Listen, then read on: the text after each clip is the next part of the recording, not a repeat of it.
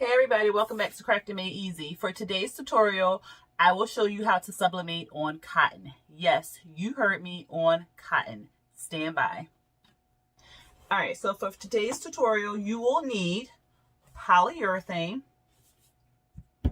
Mod Podge, a spray bottle, and 16 ounces of water.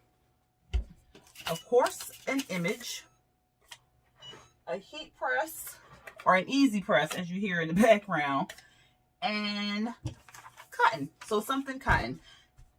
So this is just 100% cotton, and it came from Walmart. I think it was like $2 or $3. It's just like a towel. So I just kind of use it to practice on.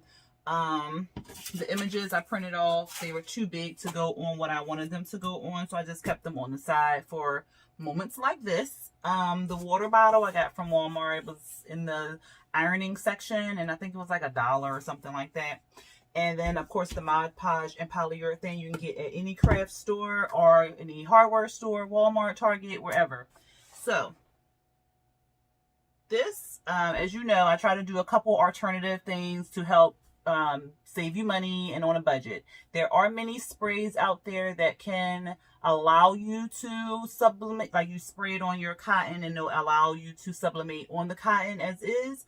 And they can get kind of pricey, ranging from anywhere from $12.99 up into $30 on Etsy, eBay, Amazon, wherever you shop to buy your crafting stuff. They do have the spray, but it can get kind of pricey. So if you kind of have, I know every craft person has some Mod Podge. Water is pretty much free out of your faucet. And polyurethane, you can get a smaller container if you wish for I think under $5 or maybe under $6. I'm not 100% sure. So these are things that are very cost effective and you may already have around your home. So it does work because I did use it before. I know I like to do stuff on camera, but I said, let me make sure I'm gonna do this right before I get on this camera. So I already filled the bottle of water up, the water bottle with water. So it has 16 ounces of water in here. This is a 28 ounce container, and I put 16 fluid ounces of water in here. Along with the water, I added 4 tablespoons of Mod Podge, and I believe 1.5 tablespoons of the polyurethane. I will have the exact measurements in the description box down at the bottom. So you just pour all your contents. You pour these 2 things into the water, shake it up, and then it turns like a little milky color. Then you just spray your shirt, your sock, whatever that you have. You just spray it. And this is kind of damp. I already sprayed it, but I'll just spray a little bit more and wet my stuff. So be careful that you might wet your stuff up. That doesn't affect anything.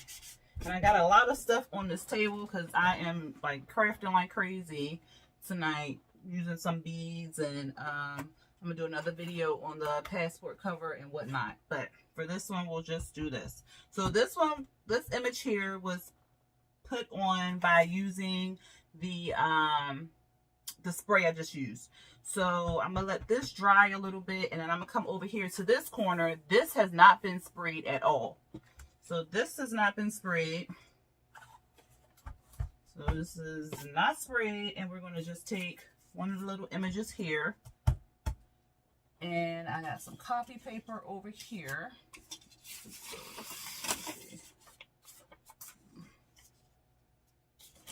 Okay. So I'm just going to put a little piece of copy paper over it. I have my Cricut Easy Press mat underneath of it, and then I do have like a Teflon sheet underneath of that, just to minimize the mess. I have my heat press on 380, and I am going to put it on the cotton non-sprayed side and try to sublimate to show you how it will turn out. And it's set for 60 seconds. Again, this side has not been sprayed. Okay, I will not let y'all sit through this. I'll be back after 60 seconds. All right, so that was 60 seconds. I'm going to lift it up. All right, put that over there on the caddy. And I'm going to just lift it up. Okay, and we're going to see how it turns out. Again, this was not sprayed with anything. And if I was going to use this, if this was like a shirt or something like that, I would have tape. Probably not tape. I use this spray, this adhesive spray, to kind of stick big images and all that other stuff to my project. So, but I'm not using this for anything. This is just practice. I didn't even waste any tape or spray. All right, so that's what it looks like on cotton without any spray. So it's not too bad. It's not too shabby. But you can tell, you can still see that there's color still in the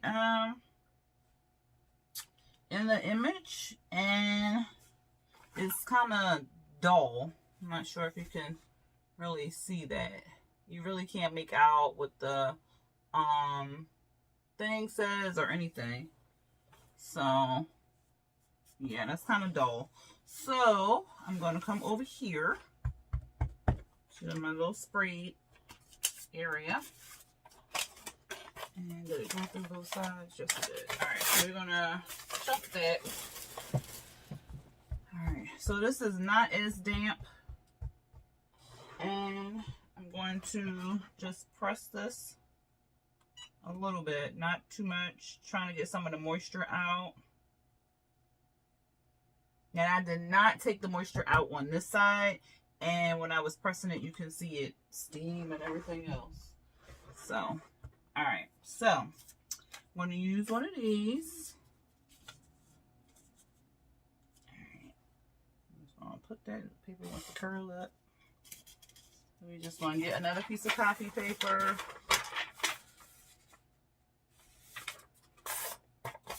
And I'm just going to lay it on here.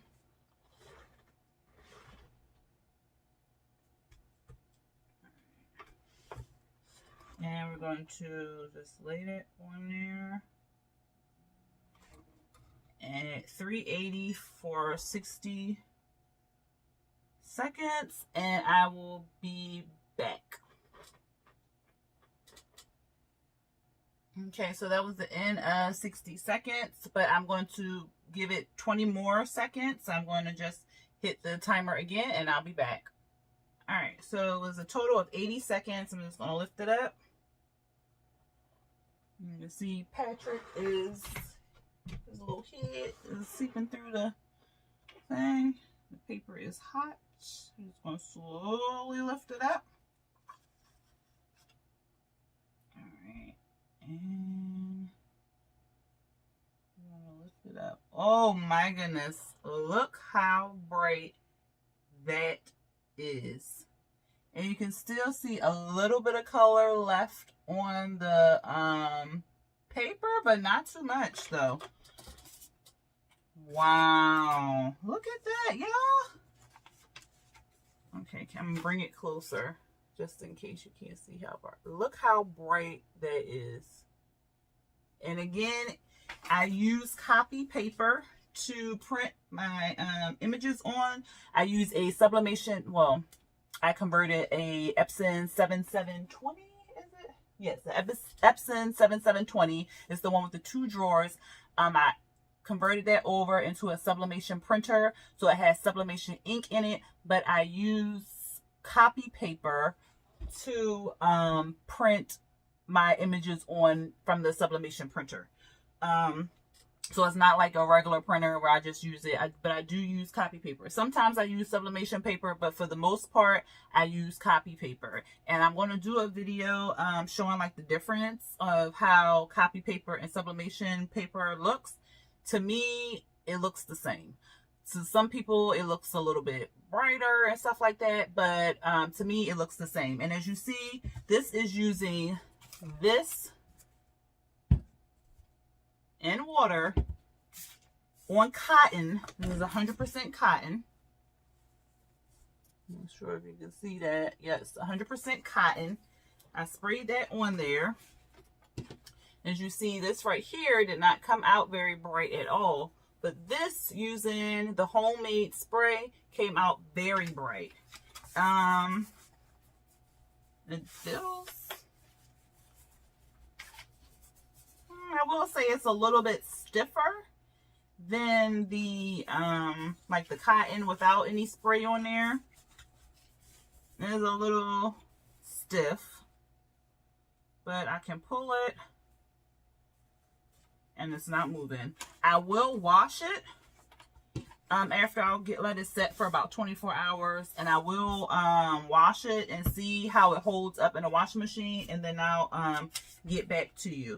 But let me just go ahead and press that on there too, because like I am so geeked. Like I knew it worked, but look how bright. Like that one came out brighter than that one. I think, yeah, this one was pressed at a lower temperature too. So this one was at 380 for what, 80 seconds. So maybe I think this was 356 or 360. So yeah, I'm going to do the same thing. You can see it one more time, and I'll be back after the time counts down. All right, and I'm back. That was 80 seconds. So I'm going to again lift it up. You can see the little two pandas. Oh, and you can see Patrick again. Oh, Lord. I hope I ain't messed that up, child. You can see Patrick a little bit. But you can see the two little pandas. A red panda and a regular panda through the paper. That's why it's very important to always have a protective sheet of paper over top your image, so it does not bleed out on your stuff. And then I also have, like I said, the Teflon sheet. You can put another piece of parchment paper or copy paper or butcher paper, whatever kind of paper you want underneath of your the stuff that you're printing on, so it will not bleed through to your cushion. The Teflon sheet kind of works too. So I'll just lift that up and boom. And this one took more of the color off. But look at that. That's just as bright as the Patrick. So I am so excited, y'all.